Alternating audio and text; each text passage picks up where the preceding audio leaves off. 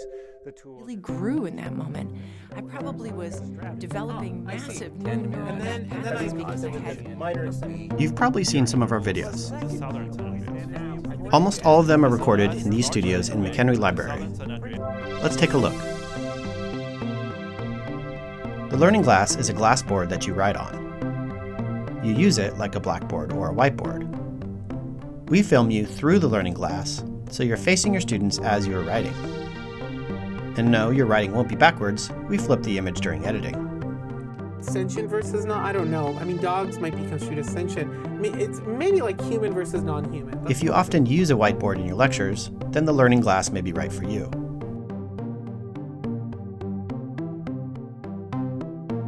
Now let's look at our main studio.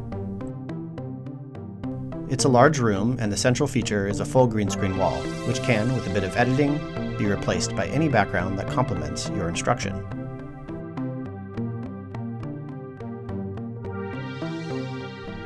Apart from the green screen, we also have different colored backgrounds.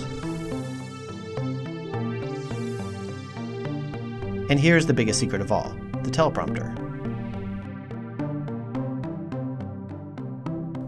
It mirrors whatever is on a computer screen to this screen, which has a camera behind it.